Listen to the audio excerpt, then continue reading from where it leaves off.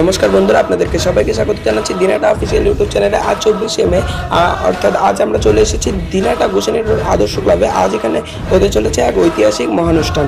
একদিকে যেমন তাদের রয়েছে বার্ষিক শিব পূজা এবং অন্যদিকে রয়েছে দিনাটা নবনির্বাচিত বিধায়ক মাননীয় শ্রী অজয় রায়ের সম্বর্ধনা অনুষ্ঠান। এই সম্বর্ধনা অনুষ্ঠানকে ঘিরে কেন্দ্র করে আজ সকালে গোসানি রোড আদর্শ ক্লাব পথে নিয়ে এসেছে এক বিশাল শোভাযাত্রা। এবং এই শোভাযাত্রায় যেমন একদিকে ঢাকের তালি এবং অন্যদিকে যুবকরা শ্রীরামের ধ্বজা এবং শিবের ধ্বজা নিয়ে বেরিয়ে পড়েছে এবং আনন্দ উল্লাসে মেতে পড়েছে। অর্থাৎ ঠিক যেমন একদিকে শিব পূজার অনুষ্ঠান এবং অন্যদিকে এই বিশাল শোভাযাত্রা। এবং এই শোভাযাত্রায় সব থেকে বড় আকর্ষণ ছিল তাদের যে শোভাযাত্রার সামনে ছিল একটি ষাঁড়, এবং এই ষাঁড়কে ঘিরেও তাদের উল্লাস। এবার আমরা চলে এসেছি ঠিক দিনাটা আদর্শ ক্লাব, যেখানে তাদের পুজো এবং সম্বর্ধনা অনুষ্ঠান সেদিকে এগোচ্ছি। দেখুন রাস্তাটা কত সুন্দর করে সাজানো রয়েছে ফুল এবং দুপাশে ধ্বজা দিয়ে, এবং মাথার উপরেও কিন্তু অসংখ্য ধ্বজা রয়েছে। অর্থাৎ এগুলি প্রমাণ করে যে অতীব নিষ্ঠার সাথে আজকে কিন্তু এখানে হতে চলেছে শিবযজ্ঞ অনুষ্ঠান এবং শিব পূজা এবং আমাদের দিনাটা নবনির্বাচিত বিধায়ক মাননীয় শ্রী অজয় রায়ের সম্বর্ধনা অনুষ্ঠান।